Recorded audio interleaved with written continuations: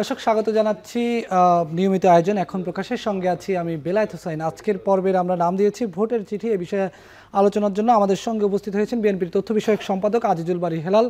আমাদের সঙ্গে আছেন বাংলাদেশ জামায়াত ইসলামীর কেন্দ্রীয় কর্ম পরিষদ সদস্য অ্যাডভোকেট জসিমউদ্দিন সরকার। আপনাদের দুজনকেই স্বাগত জানাচ্ছি আমাদের আজকের আলোচনায়। আমরা ভূমিকা না করে একটু আলোচনায় যাই।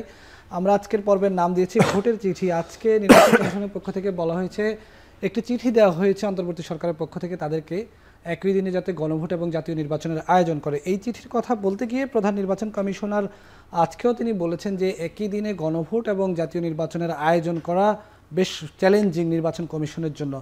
পাশাপাশি তিনি এটিও বলছেন গত 2-3 দিন ধরে যে এখন পর্যন্ত যেহেতু গণভোটের আইন জারি করা হয়নি, আইন জারি করা ছাড়া নির্বাচন কমিশন আসলে কীভাবে পরিকল্পনা করবে, প্রস্তুতি নেবে, এটি এখনও কমিশন সিদ্ধান্ত জানাতে পারছে না। আমরা দেখছি কথা এরকম মাঠে শোনা যাচ্ছে ডিসেম্বরে হয়তো প্রথম সপ্তাহে জাতীয় নির্বাচনের তফসিল, ফেব্রুয়ারিতে নির্বাচন। সেক্ষেত্রে এখনও যদি গণভোটের আইন জারি বা এখনও যদি নির্বাচন কমিশনের পক্ষ থেকে চ্যালেঞ্জের বলা হয়, তাহলে প্রস্তুতি তো সামনে রয়ে গেছে। এই গণভোট এবং জাতীয় নির্বাচনকে একসাথে আয়োজন করতে গিয়ে হেলাল ভাইয়ের কাছে প্রশ্ন যে কোনো ধরনের পা পিছলে যেতে পারে কিনা বাংলাদেশের? পা পিছলে গেলে তো বাংলাদেশ পা পিছলে গেল, বাংলাদেশের সার্বভৌমত্ব, গণতন্ত্র, আমাদের 24-এর গণ অভ্যুত্থান সব আপনার বেহাত হয়ে যাবে। সুতরাং পা পিছলের কোনো সম্ভাবনা রাখাই যাবে না। যে গণভোট যে আইন, সে আইনটা জারি করতে matters of 1 hour or 30 minute, সেটা আইনটা জারি করলেই হলো। এবং গণভোট এবং জাতীয় নির্বাচনে একই দিনে গ্রহণ করার মধ্যেও আমি কোনো জটিলতা দেখি না। 2টা ব্যালট পেপার, বহু দেশে একই সাথে 2টা ব্যালট পেপারের ভোট হয়, তাই না? সুতরাং আমি এইখানে কোনো জটিলতা দেখি না।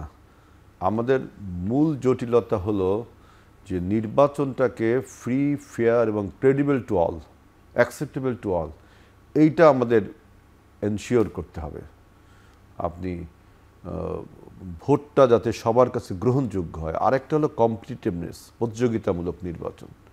এখানে যদি সেই পতিত ফ্যাসিবাদের মতো আমি ডামির নির্বাচনের কোনো পায়তারা চলে বা মানে আপনার লোক দেখানো কোনো নির্বাচন হয়, সেই নির্বাচন কিন্তু আপনার গণভোট হোক আর জাতীয় নির্বাচন হোক, সেই রকম কোনো আশঙ্কা তো মানুষ করতেই পারে। কিন্তু আমরা যারা অভ্যুত্থানের শক্তি, আমরা যারা রাজনৈতিক নেতৃবৃন্দ গত 17টা বছর এই ফ্যাসিবাদকে মুক্ত করবার জন্য রক্ত সংগ্রাম, গুম খুনের শিকার হয়েছে, পুরো দেশ যেখানে নির্যাতিত হয়েছে, সুতরাং সেই আশঙ্কা থাকলেও সেই আশঙ্কাকে আপনাকে পরাজিত করে আমাদের এমন একটা পরিবেশের পথেও কিন্তু আমরা হাঁটছি। যেহেতু নির্বাচন কমিশন এখন শুধু আপনার স্কেডিউলটা যদি ঘোষণা করে, নিশ্চয়ই ঘোষণা করবে ডিসেম্বরের প্রথম সপ্তাহে, এবং গণভোট আয়োজনের জন্য যে আইনটা, সেই আইনটা already I think it is made. এখন সেটা প্রমালগেট করার একটা বিষয়, সেটা প্রমালগেট করলেই আপনার নির্বাচনটা হচ্ছে। এর বিকল্প কোনো চিন্তা, মানে নির্বাচন যদি 1 সেকেন্ডের জন্য পিছিয়ে যায়, নির্বাচন যে যদি কোনো ফ্ল দেখা যায়, তাহলে কিন্তু আমাদের এই 24-এর গণ অভ্যুত্থানের যারা আত্মাহুতি দিয়েছে, যারা শহীদ হয়েছে, তাদের রক্তের সাথে তামাশা করা হবে। কারণ বাংলাদেশে এখন সবচেয়ে বড় প্রয়োজন একটা ডেমোক্রেটিক গভর্নমেন্ট, একটা পিপলস রিপ্রেজেন্টেটিভ গভর্নমেন্ট। এইটা এখন সবচেয়ে বড় দরকার, যেহেতু বর্তমান অন্তর্বর্তীকালীন সরকারের যে উইকনেস, সেই উইকনেস নিয়ে আমরা চলতে গেলে আমাদের অভ্যুত্থান বেহাত হয়ে যেতে পারে। একটু জসিম ভাইয়ের কাছে আছি। জসিম ভাই, এখন পর্যন্ত গণভোট এবং জাতীয় নির্বাচন একই দিনে হওয়ার তো মোটামুটি সিদ্ধান্ত হয়ে গেছে সরকারের পক্ষ থেকে। জামাত কিন্তু এখনও বলছে যে এটা আলাদা দিনে হওয়া উচিত। জামাতের আসলে সর্বশেষ অবস্থানটা কি? এই অবস্থানে কি জামাত আছে, নাকি সরকারের এই সিদ্ধান্তকে মেনে নিয়ে জামাত এগোচ্ছে? আপনাকে ধন্যবাদ। আমরা এখনও মনে করি গণভোট এবং নির্বাচন 2 দিনে হলে এটা সুবিধা হবে ম্যানেজমেন্টের। আর এই জন্য আমাদের মাঠ পর্যায়ে আন্দোলন আছে, দাবিও আমরা অব্যাহত রেখেছি। তো সবার আগে তো দেশটা, দেশের স্বার্থ, দেশের জনগণের কল্যাণ এবং ফিজিবিলিটি, বাস্তবতাকে অস্বীকার করে তো আমরা এগোতে পারবো না। নির্বাচন কমিশনার যে কথা বলছেন তাতে প্রশ্ন জাগে। আমার কাছে সুনির্দিষ্ট কোনো স্পেসিফিক তথ্য নেই, বাট অ্যাপ্রিহেনশন যে তাহলে সমস্ত রাজনৈতিক দলগুলি দীর্ঘদিন পর্যন্ত কথাবার্তা বলে এটা ঐক্যমতের ভিত্তিতে একই দিনে গণভোট এবং নির্বাচনের যে একটা প্রত্যাশা ব্যক্ত করেছে, ডিক্লারেশন দিয়েছেন, এটা কিন্তু একটা অঙ্গীকার। এই অঙ্গীকার থেকে পিছিয়ে যাওয়ার কোনো সুযোগ নেই। তাই নির্বাচন কমিশনের সাথে কি কিছু কনসার্ন নেন নাই বা প্রাক কোনো আলোচনা হয়নি, এই প্রশ্নটা জেগে যাচ্ছে। যে কথা এখন, হ্যাঁ, একটা হতে পারে যে এটা কষ্ট, কিন্তু তারপর আমরা করব, এটাই যদি বুঝিয়ে থাকেন, বুঝাতে চান, তাহলে ইটস ওকে। কিন্তু এটা অসম্ভব যদি বলতে চান, তাহলে আমাদের কেয়ারটেকার মানে অন্তর্বর্তী সরকারের প্রধান বিরোধী দলের সাথে কথাবার্তার ভিত্তিতে যে একটা ডিক্লারেশন, এটা তো ফার্স হয়ে যায়। এটা তো জাতির কাম্য নয়। সেই জন্য আমি মনে করি যে এটার উপর স্টিক থাকা দরকার। তবে আমরা এখনও যৌক্তিকভাবে মনে করি 2 দিনে যদি করা যায় তাহলে ঝুঁকি ঝামেলা অনেক কম হবে। এটা আমাদের অব্যাহত আছে। জি, হেলাল ভাইয়ের কাছে আবার একটু আসি। হেলাল ভাই, আজকে জামায়াতের আমির বলেছেন যে একই দিনে যদি গণভোট হয় জাতীয় নির্বাচনের সাথে, তাহলে বাংলাদেশের নির্বাচনের জেনোসাইড হবে। তিনি এটা জেনোসাইড শব্দটা ব্যবহার করেছেন, যে তার মানে নির্বাচনের গণহত্যা হবে, অর্থাৎ নির্বাচন শেষ হয়ে যাবে। এই বক্তব্যকে কিভাবে মূল্যায়ন করবেন? আসলে আমি শুনলাম আজকে জামাতের আমির এটা বলছে যে নির্বাচনের জেনোসাইড, তার মানে নির্বাচনের জেনোসাইড, তার মানে নির্বাচন আর কখনোই হবে না। নির্বাচন শব্দটা মরে গেল, তাই তো? নির্বাচন শব্দটা মরে গেল মানে হত্যা করা হলো তাকে। তাইলে কি জামাত ইসলামী বাংলাদেশ একই দিনে গণভোট এবং জাতীয় নির্বাচন মানছে না? যেহেতু ঐক্যমত কমিশনের মেজরিটি পার্টি, জসিম ভাই রাইটলি বলছেন, মেজরিটি পার্টি আপনার এই গণভোট এবং এইটা একসাথে করার কথা বলছে, তো সেইটা হলে জেনোসাইড হবে। জেনোসাইড ৭১ একবার হয়েছে, আবারও জেনোসাইডের প্রয়োজন হচ্ছে বাংলাদেশে। জেনোসাইড ২৪-এর গণ অভ্যুত্থানেও কাইন্ড অফ, তাই না? কাইন্ড অফ হয়েছে, আবারও জেনোসাইড দরকার হচ্ছে। আর একই দিনে করার যে সুবিধা, সেইটা কেন বলছেন? অ্যাডভান্টেজগুলো কি? আপনি দেখেন যে একটা হলো যে ইকোনমিক, যে ইকোনমিক্যালি এটা খুব মানে আপনার সাশ্রয় হবে, তাই না? আরেকটা হলো যে ভোটের টার্ন আউট। আপনি একবার চিন্তা করুন, যদি গণভোটটা আগে হয়, তাহলে ভোটারদের মধ্যে গণভোট দিতে যাওয়ার প্রবণতা কি বাড়বে? যে লোকটা ঢাকায় থাকে, দেখা যাচ্ছে তার ভোট কুড়িগ্রামে, সে চিন্তা করবে গণভোটের জন্য আবার আমার কুড়িগ্রাম যেতে হবে। কিন্তু যখন ক্যান্ডিডেট নির্বাচন করবে, তখন কিন্তু হি হ্যাজ টু গো, সে যাবেই। একটা অব্লিগেশনস, তারপর একটা ইমোশনস, তাই না? একটা হুইম তার মধ্যে তৈরি হয়। সুতরাং এই সব দিক দিয়ে বিবেচনা করে আপনি যদি গণভোটের টার্ন আউট তো বাড়াতে হবে, তাই না? দেখা যাচ্ছে যে আপনি গণভোট দিলেন, আপনার পার্সেন্টেজ খুবই কম হয়ে গেল। তাইলে কি আমাদের যে জুলাই সনদ, জুলাই চেতনা, যেটা আমরা ইমপ্লিমেন্ট করতে যাব, সেই ইমপ্লিমেন্ট করা নিয়ে আমাদের মধ্যে সংশয় ছিল, আমাদের মধ্যে বিশ্বাস ছিল, অবিশ্বাস ছিল, সেই অবিশ্বাস এবং সংশয় দূর করার জন্য তো গণভোট, তাই না? যাতে আমরা সবাই বাধ্য হই, আমার যে কমিটমেন্টস, জসিমবা যেটা বলছে, আমাদের যে কমিটমেন্টস, সেই কমিটমেন্টসটাকে আরও আপনার র্যাটিফাই করবার জন্য পিপুলসের উইলস দিচ্ছে গণভোটের মাধ্যমে। তো সেই গণভোটের যদি আপনার টার্ন আউট কম হয়ে যায়, তাই তো দেখা যাচ্ছে যে হাসিনার বিজয় হয়ে গেল। এই জন্য আমি বলছি যে আমাদের সব দিকে বিবেচনা করে করতে হবে। একটা হলো ইকোনমিক সাশ্রয়, আর একটা হলো আমাদের ভোটের টার্ন আউটটা বাড়াতে হবে, তাই না? আর আমাদের আমির এত কঠিন একটা শব্দ ব্যবহার করলেন, আমি তো মানে অবাক হয়ে যাচ্ছি। এত কঠিন শব্দ, ভোটের জেনোসাইড, তার মানে কি আর কখনো ভোট হবে না? তার মানে ওই দিনে ভোটটা তিনি করতে দিবেন না, তাই না? ব্যাখ্যা জানতে পারলে ভালো হতো। উনি এইটা বলছেন, কিন্তু কেন বললেন ওইটা? তার মানে কি ওই দিন উনি গন্ডগোলটা করবেন, ওই দিন ভোট করতে দিবেন না? জসিম ভাইয়ের কাছে আপনার এই প্রশ্ন নিয়ে জসিম ভাইয়ের কাছে যাচ্ছে। জসিম ভাই, হেলাল ভাই যে প্রশ্নটা তুললেন যে জেনোসাইডের কথা যেহেতু জামাতের আমিরের মুখ থেকে আসলো, তাহলে কি জামাত নিজেই ভোট ঠেকিয়ে দিবে? প্রশ্নটা আসলো তাই করলাম। জামাত আসলে এই ভোটকে কিভাবে আসলে ফেস করবে? এটা আসলে একটা আপেক্ষিক কথা। জি, আমরা এখনও মনে করি যে হেলাল ভাই যেটা বলেছেন যে ইকোনমিক ইনভলভমেন্টটা একটু বাড়বে সেপারেট ডেতে করলে, এটা ছাড়া আর বাদবাকি সবগুলি পজিটিভ। কারণ মানুষের নির্বাচনে ফোকাসটা থেকে মার্কার দিকে, 4 থেকে 5টা মার্কার প্রতিদ্বন্দ্বী প্রার্থীদের ব্যক্তিগত পরিচিতি, তারপরে এই প্রার্থী জিতলে আমার এই এক্সপেকটেশন, এই কারণে টার্নওভারটা ভালো হবে যদি সেপারেট ইলেকশন হয়। একসাথে হলে আইদার যে প্রশ্নটা হেলাল ভাই তুললেন, আসতেছি সেদিকে আসতেছি, আইদার যদি একসাথে হয়, নির্বাচনের টার্নওভার যদি কম হয়, তাহলে নির্বাচনটা এটা মানে ফ্রাস্ট্রেটেড হয়ে যাবে। সে অর্থে হয়তো আমির জামাত বুঝিয়েছেন যে এটার অপমৃত্যু হবে। যদি পারফেক্টলি টার্নওভার না হয়, নির্বাচনে প্রদত্ত ভোটের পরিমাণ কমে যায়, এটাও হবে ফ্রাস্ট্রেটিং। আবার যদি গণভোটের যে রেজাল্ট সেটাও যদি অনেক কম হয়, তাহলে সেটাও হবে ফ্রাস্ট্রেটিং।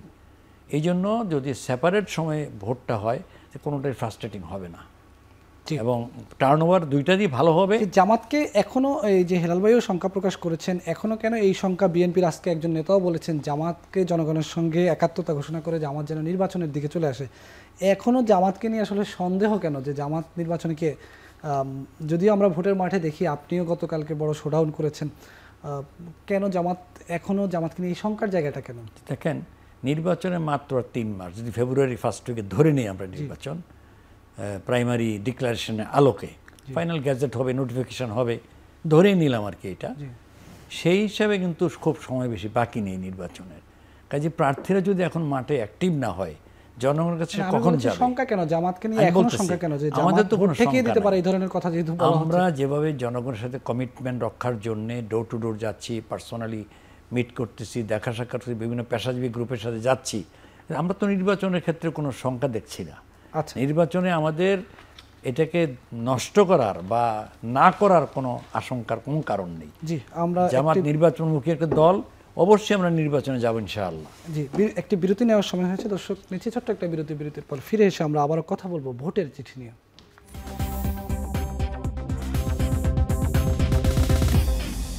দর্শক স্বাগত আরেকবার, দেখছেন এখন প্রকাশ।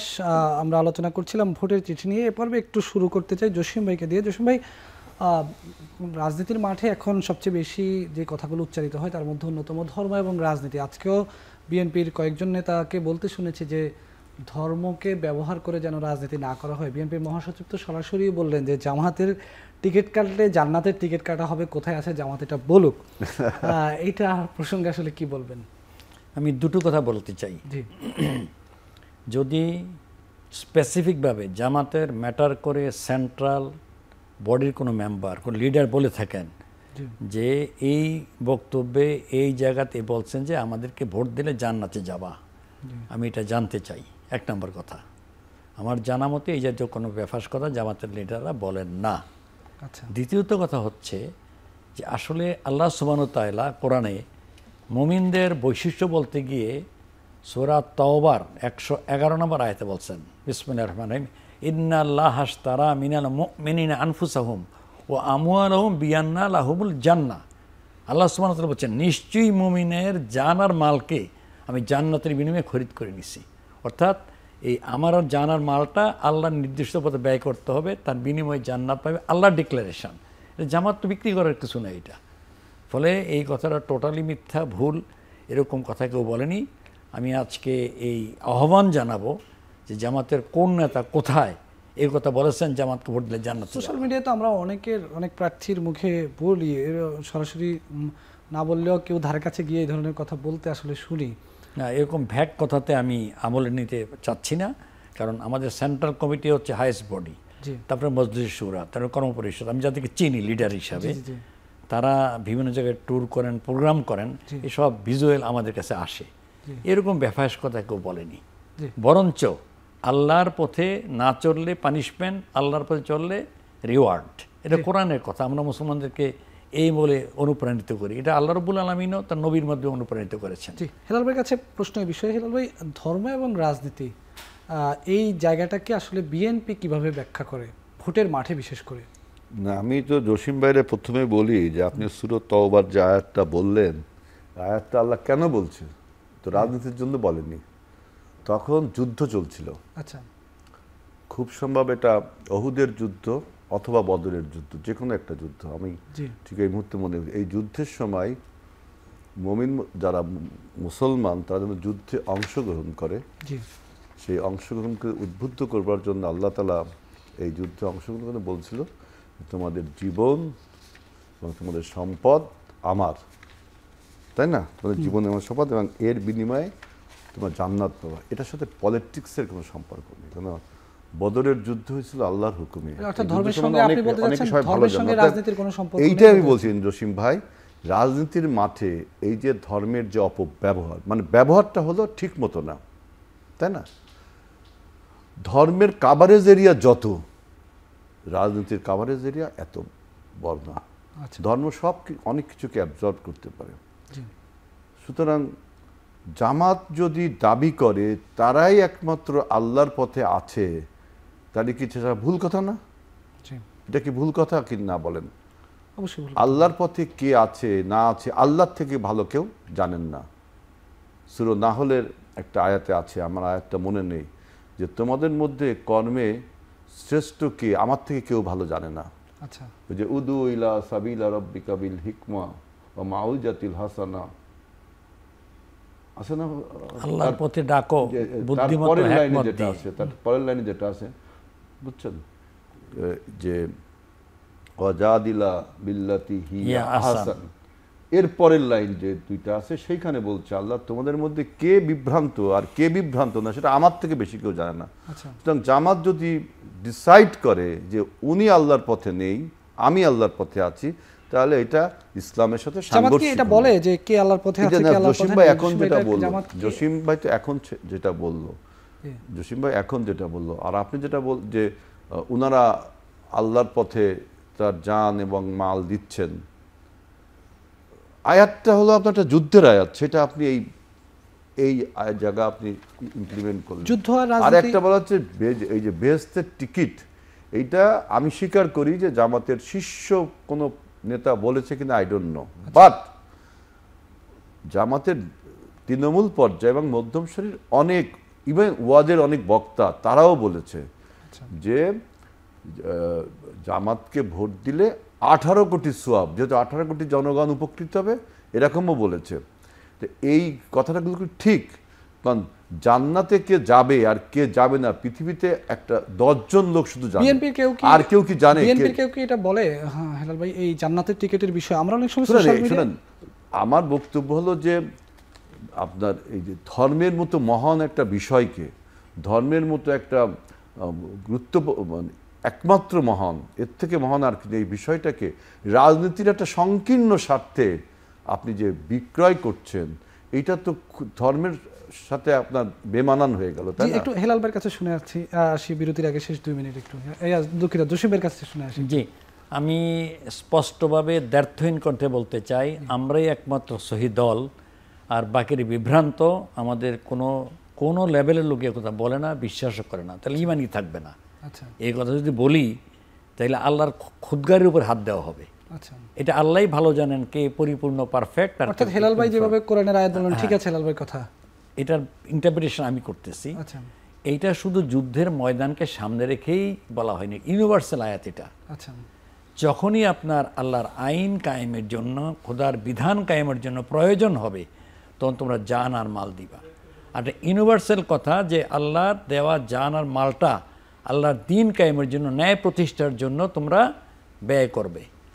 এখন ইসলামের রাজনীতি এবং ধর্ম এটা কোনো আলাদা বিষয় নয়। Islam is a complete code of life. ইসলাম পূর্ণাঙ্গ জীবন ব্যবস্থা। ইসলামে অর্থনৈতিক বিষয় আছে, ইসলামের সামাজিক বিষয় আছে, ইসলামের পারিবারিক বন্ধন আছে, ইসলামের মিরাসি আইন আছে, ইসলামের জুরিসপ্রুডেন্স আছে, ইসলামের সাক্ষ্য আইন আছে, পররাষ্ট্রনীতি আছে, সুতরাং যুদ্ধনীতি আছে। Islam is a complete code of life. সুতরাং রাষ্ট্রনীতি আছে, অবশ্যই রাষ্ট্রনীতি আছে। 4 খলিফা যে রাষ্ট্র পরিচালনা করছেন, হজরত আবু বকর রাদিয়াল্লাহু আনহু, হজরত ওমর রাদিয়াল্লাহু আনহু, হজরত ওসমান, হজরত আলী, তারা রাসূলের পদাঙ্ক অনুসরণ করে তারা রাষ্ট্র চালিয়েছেন। যদি ইসলামের রাজনীতি আলাদা হতো, এই 4 খলিফার রাষ্ট্র পরিচালনাকে আমরা কিভাবে ব্যাখ্যা করব? তা তো রাষ্ট্র চালিয়েছে। হেলাল ভাই প্রশ্ন করেছেন ইসলামী রাষ্ট্র আছে কিনা? অবশ্যই রাষ্ট্র আছে, রাষ্ট্র ধারণা আছে। ইসলামে যারা এই দিনের অনুসারী হবে এবং তারা এর সভরেন্টির আনুগত্য করবে, সেটাই সে রাষ্ট্র। মদিনাতে যখন আল্লাহ রসুল প্রথম রাষ্ট্র কায়েম করলেন, এখানে 3টা ইহুদি গোত্র ছিল, বনু কোরাইজা, বনু নাজির, বনু কানুইকা। তাদেরকে নিয়ে একটা চুক্তিতে আবদ্ধ হইলেন, যেই চুক্তির অন্যতম ছিল রাষ্ট্রের সভরেন্টি। তার রাষ্ট্র না হলে কোনটা এরিয়ার সভরেন্টির প্রশ্ন আসে না। Where is there is a question of sovereignty, question comes from political science. দ্বিতীয়ত হচ্ছে নিরাপত্তা, বহিঃশত্রু আক্রমণ হলে উভয়ে মিলে মোকাবেলা করবে নিরাপত্তার জন্য। রাষ্ট্রের কেউ আক্রান্ত হইলে তারা সহযোগিতা করবে। সুতরাং আমি শেষ করি, তার বললেন কাজেই রাষ্ট্র আল্লাহর রসুল মদিনায় কায়েম করেছিলেন, ইসলামের প্রথম কনস্টিটিউশন মদিনা সনদ, তারপরে তো মক্কা বিজয়ের পরে মক্কা ও রাষ্ট্র কায়েম হয়েছে। আচ্ছা, একটা আর্গুমেন্টের কথা বলছেন, আমাদের একটু বিরতি নেওয়ার সময় হয়েছে। সম্ভবত হেলাল ভাই এই আপনার এই কথার কিছু কিছু বিষয়ে দ্বিমত পোষণ করতে চাচ্ছেন, আমি যতটুকু বুঝতে পারছি। হেলাল ভাই, আমরা একটু বিরতিতে যাই, বিরতি থেকে ফিরে এসে আপনার দ্বিমতের কথাগুলো শুনবো। দর্শক, নিচ্ছি আরেকটি বিরতি।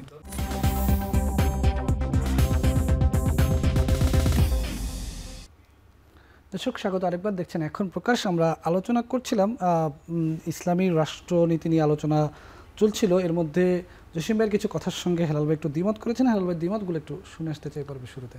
দেখেন, আমাদের আলোচনাটা এখন থিওক্রেসির দিকে চলে গেছে, ধর্মতত্ত্বের দিকে চলে গেছে। আমি বলতে চাচ্ছি যে ইসলাম একটা ব্যবস্থার নাম বা দ্বীনের নাম। আল্লাহ বলছে ইন্নাল্লাহে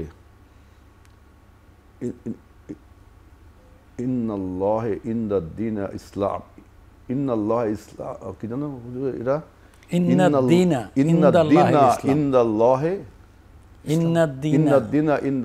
ইসলাম, মানে আল্লাহর মনোনীত ধর্ম হলো ইসলাম। ইন্নাদ্দীনা, নিশ্চয়ই সেই ব্যবস্থা, ইনদাল্লাহে, আল্লাহর কাছে, ইসলাম। তাহলে ইসলাম একটা ব্যবস্থার নাম। এখন এই ইসলামের এই ব্যবস্থার উদ্দেশ্য কি? টু মেক এ কমিউনিটি, একটা সম্প্রদায় বা উম্মা গঠন করা, তাই না? একটা উম্মা গঠন করে, সেই উম্মা গঠনে হবে কিসের বেসিসে? Believing in the oneness of god, আল্লাহর একত্ববাদের উপরে একটা উম্মা গঠন হবে। আচ্ছা, তাই আমি বলতে চাচ্ছি ইসলামের উদ্দেশ্য রাষ্ট্র গঠন না। কারণ Medina charter was not a constitution of the Islamic state, Medina was not a Islamic state. ইসলামের রাষ্ট্র গঠন করতে হয়, আধুনিক রাষ্ট্র গড়ে উঠেছে এথেন্সের নগর রাষ্ট্র থেকে, তাই না? সেই রাষ্ট্রীয় বিজ্ঞানে রাষ্ট্রের সংজ্ঞার মধ্যে আছে যে রাষ্ট্র থাকে তার একটা বাউন্ডারি থাকতে হবে, তার একটা নির্দিষ্ট পতাকা থাকতে হবে, তাই না? নির্দিষ্ট ভূখণ্ড থাকতে হবে। তা আপনি কি মনে করেন যে ইসলামকে কোনো বাউন্ডারি দিয়ে বেঁধে ফেলা যায়? ইসলাম কোনো নির্দিষ্ট ভূখণ্ডের জন্য? ইসলামের কি কোনো পতাকা আছে? ইসলামের কোনো নির্দিষ্ট বাউন্ডারি আছে? অর্থাৎ রাষ্ট্রের সঙ্গের মধ্যে ইসলামের এই সংজ্ঞাগুলো যায় না। সেই জন্যই বলছি ইসলামের রাষ্ট্রেরই কোনো ধারণা আছে কি না। আমার ধারণা যে ইসলামে কোনো রাষ্ট্রের ধারণা নেই। মদিনা যে সনদের কথা বলে সেটা ছিল contract between believer and non believer.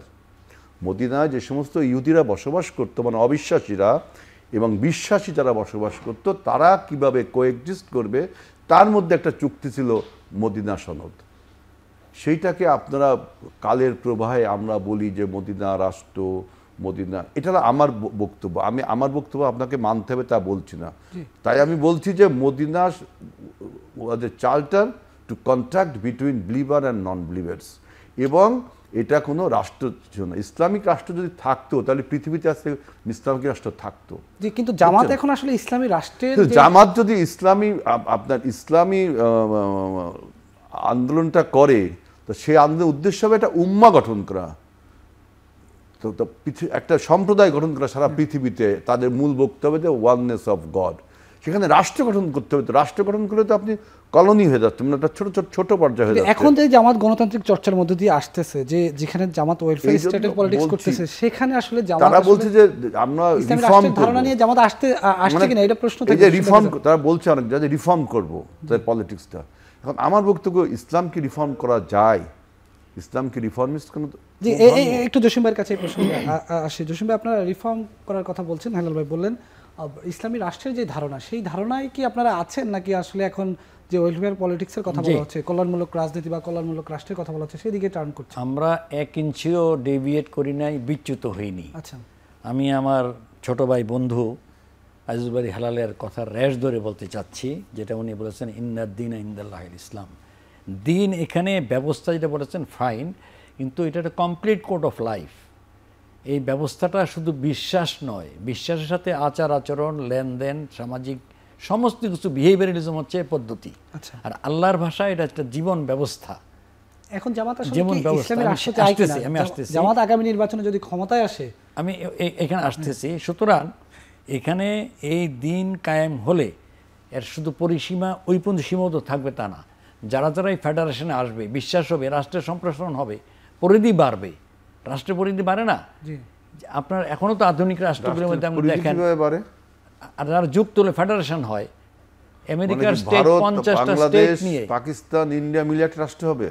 না সেই রাষ্ট্র আমি পৃথিবীতে বলিনি। 240টা রাষ্ট্র, আচ্ছা, আমি সবাই শেষ এক হবে করি, কিভাবে? আমি শেষ করি। আচ্ছা একটু ইসলামী রাষ্ট্র যখন মক্কা মদিনায় হলো, মক্কা মদিনায় কি এবং আসলে যদি হয়েছে? সেখানে যদি ভাই যেটা বললেন যে দুইটা কমিউনিটির মধ্যে কো এক্সিস্টেন্ট একটা চুক্তি, এটা কমপ্লিট কথা না।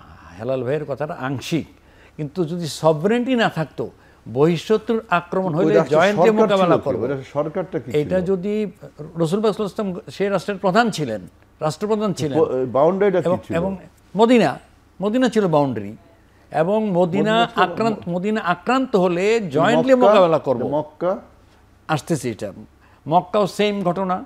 মদিনা মক্কা তো মদিনার বাউন্ডারির বাইরে, তো সে আরেকটা মক্কা কি সেপারেট ইসলাম স্টেট থাকলো না? হয়েছে সেখানে, আরেকটা সেপারেট মক্কা স্টেট কোন হয়েছে। স্টেট ছিল? মক্কা একটা স্টেট।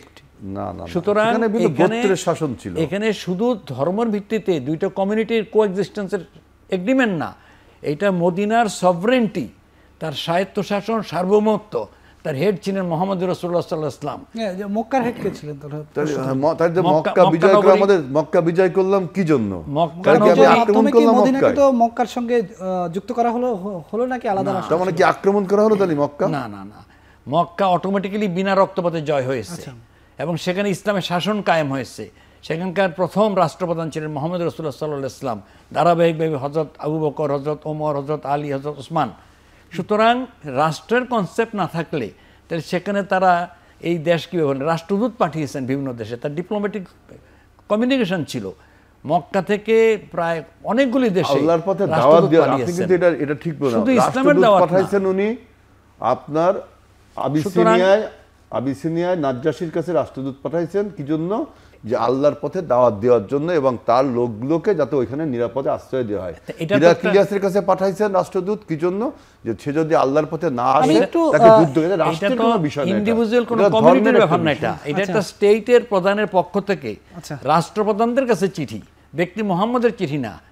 মক্কার না, না, সে চিঠিতে রাষ্ট্রপ্রধান কি লেখা ছিল? আমি- চিঠিতে কি লেখা ছিল আমাদের- যে ইসলামে তিনি রাষ্ট্রপ্রধান? এখন যে রিফরমেশন, না, ওই চিঠিতে কি ইসলাম উনি রাষ্ট্রপ্রধান লেখা ছিল? আমরা লেখা ছিল ইসলাম যে আল্লাহর অবশ্যই। রাসূল তিনি পাঠাচ্ছেন চিঠি। ওখানে লেখা ছিল না যে আমি ইসলামিক রাষ্ট্রের প্রধান, আমি চিঠি পাঠাই। লেখা ছিল যে আমি আল্লাহর মনোনীত অবশ্যই রাসূল। রাষ্ট্রের প্রধান হিসেবে পাঠিয়েছেন চিঠি। না, চিঠিখান তো ইতিহাসে আছে, তো লেখছে যে আমি আল্লাহর মনোনীত রাসূল, আমরা আমি এই- আপনাকে এই আল্লাহর যে পথে দাওয়াত দিচ্ছি। এই আলোচনাটি এইটাই লেখা আছে, এখানে রাষ্ট্রের কথা বলা ছিল না। আরেকটা বিরতি নিয়ে একটু আমাদের আরেকটা বিরতি নেওয়ার সময় হয়েছে, আলোচনাটি করব। একটা প্রশ্ন থাকবে, যেহেতু ইসলামী রাষ্ট্র নিয়ে আলোচনাটা আসলে এখানে চলে এসেছে, আমরা রাজনীতি নিয়ে শুরু করেছিলাম। সেখানে জামাত আসলে যদি ক্ষমতায় আসে তাহলে কি তারা ইসলামী রাষ্ট্র গঠন করবে বা কায়েম করবে কিনা, এই প্রশ্ন থাকবে। তার আগে নিচ্ছি ছোট্ট একটা বিরতি।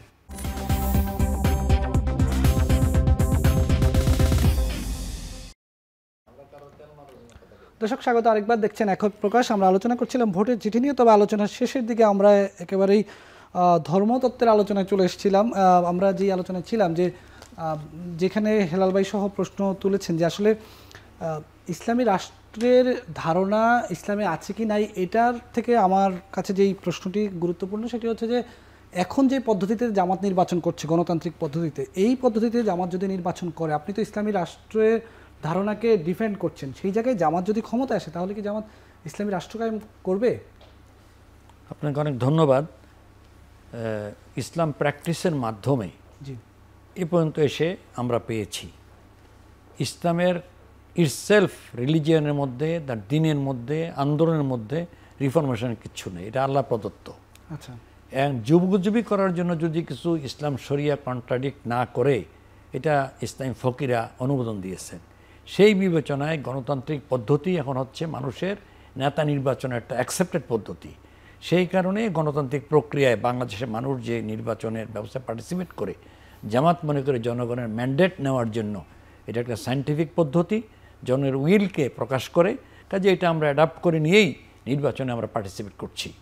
এবং রাষ্ট্রের মডিফিকেশনের ক্ষেত্রে জনগণের উন্নয়ন, কল্যাণ, যত বেশি এটাকে উন্নত করা যায় সেটা আলোচনা ভিত্তিতে করা যেতে পারে। ইসলামের প্রিন্সিপালকে মডিফাই করার কোনো বিষয় এখানে নেই, এটা আমাদের ইমানের সাথে সম্পৃক্ত এবং আল্লাহ পাক এটা কমপ্লিট করে দিয়েছেন।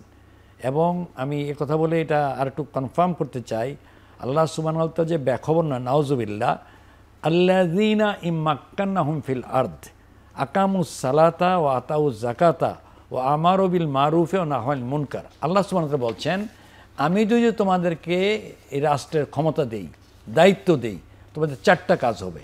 কী কী কাজ করবে? নামাজ কায়েম করবে, জাকাত ভিত্তিক অর্থনীতি করবে, সমস্ত মারুফ কাজ নেক কাজ করবে, অন্যায় কাজকে প্রতিহত করবে। রাষ্ট্রের কনসেপ্ট ইসলাম ইটসেলফ ডিক্লারেশন করেছেন আল্লাহ সুবহানাহু ওয়া তাআলা। যদি তোমাদের ক্ষমতা দেয়, এই আয়াতটা কিন্তু যদি তোমার ক্ষমতা দেয়, রাষ্ট্রের কথা বলছে কোন ক্ষমতা মানে কি? যদি তোমার ক্ষমতা দেয়, কিসের ক্ষমতা?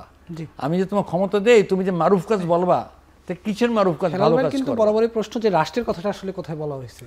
এটাই তো রাষ্ট্রের কনসেপ্ট। যদি দায়িত্ব দেয়, কাকে উনি যে দায়িত্ব আয়াতটা দিবে? ক্ষমতা বললেন, দিবে। ওইখানে তো রাষ্ট্রের কথা বলছেন না। এখানে যদি এমপি, মিনিস্টার, প্রেসিডেন্ট সব ইনক্লুড, রাষ্ট্রের ক্ষমতা দিয়ে যদি তোমাকে। আচ্ছা, হেলাল ভাই একটু ব্যাখ্যাটা শুনে। হেলাল ভাই, আমি বলছি, দেখেন, আমার প্রথম কথা হলো যে যদি ইসলামিক রাষ্ট্র হয় তাহলে অবশ্যই শরিয়া আইন কিন্তু মুসলমানদের মানতে বাধ্য, অব্লিগেটরি নাকি?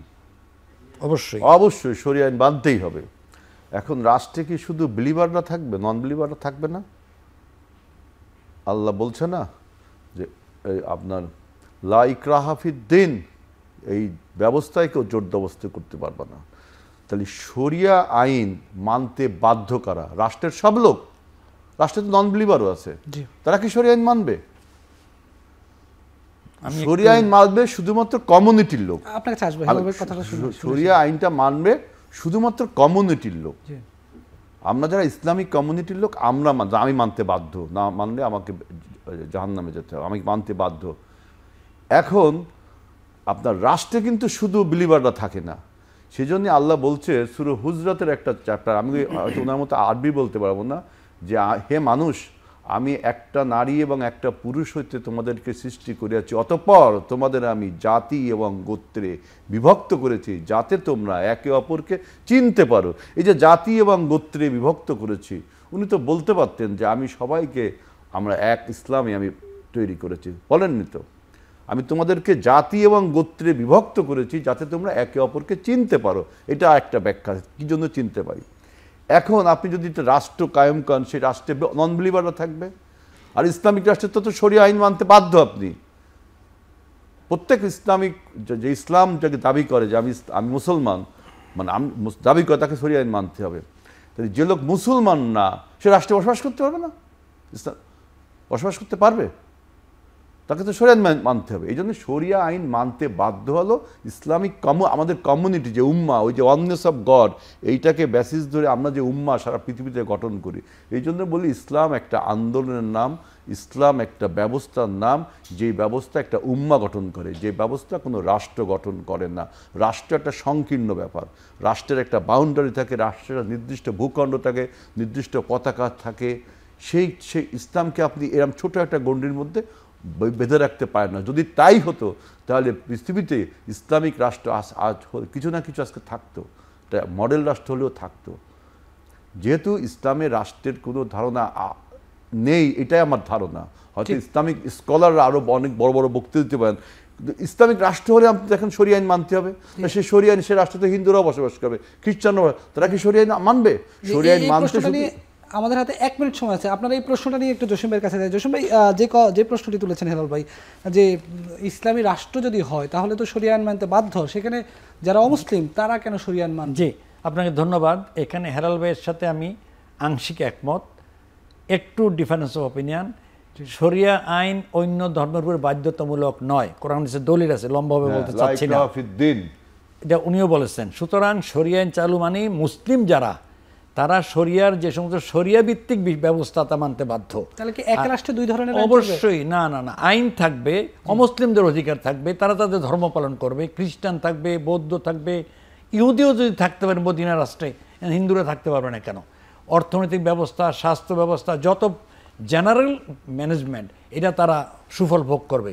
ধর্মীয় অনুশাসনগুলি যেগুলি নাকি কম্পালসারি, সে মুসলিমদের জন্য কম্পালসারি, বাকিরা ওই রাষ্ট্রের নাগরিকার উপরে শরিয়া আইনের যে ধর্মীয় পার্টটা, এটা বাধ্যতামূলক নয়। সুতরাং ইসলামী অন্যান্য ধর্মের এখানে অবস্থানের ব্যবস্থাকে নিশ্চিত করেছে। সুতরাং শরিয়া আইন তারাও মানতে হবে, এটা মিসকনসেপশন, এটা তারা মানতে বাধ্য নয়। একটা রাষ্ট্রের অর্থনৈতিক ব্যবস্থা কয় রকম হবে? একটা হলো সুদভিত্তিক অর্থনীতি, একটা হলো সুদবিহীন অর্থনীতি। তাহলে একটা রাষ্ট্রের অর্থনীতির আপনার ক্যারেক্টারটা কেমন হবে, আচ্ছা, একটা রাষ্ট্রের ম্যানেজ আপনার সিস্টেমটা কেমন হবে, একটা রাষ্ট্রের আপনার আপনার সোশ্যাল কন্ট্রাক্টগুলো কেমন হবে, ইসলামিক রাষ্ট্রে কিন্তু নির্দিষ্ট করে দেওয়া আছে। এই প্রশ্নের সমাধান হয়তো আমরা আজকের আলোচনা থেকে করতে পারবো না। ইসলামিক রাষ্ট্র যদি থাকতো পৃথিবীতে ধারণা, তাহলে কোন একটা মডেল আমরা পাতাম। আমি বারবার বলছি, মদিনা সনদ was a contract between the two আপনার believers and between the believers and non believers, কিভাবে কোএক্সিস্ট করতে পারে, এখানে অন্য আর কিছু ছিল না। এক মিনিটের বলতে চাই, এখনো ইসলামী রাষ্ট্র হিসেবে আংশিক লিমিটেশন সত্ত্বেও সৌদি আরব ইসলামী রাষ্ট্র, ইরান ইসলামী রাষ্ট্র, আপনার কি মনে হয় ইসলাম সৌদি আরব ইসলামী রাষ্ট্র? কেউ বলবে সৌদি আরব ইসলাম? এই আলোচনা বিস্তারিত আলোচনা হয়তো আমাদেরকে হেলাল ভাই, আমাদের দুজনকে একটু ধন্যবাদ জানাতে চাই। এই আলোচনা আমরা অন্য আরেকদিন করব হয়তো। দর্শক, এই ছিল আমাদের আজকের এখন প্রকাশের আয়োজন। সাথে থাকার জন্য ধন্যবাদ।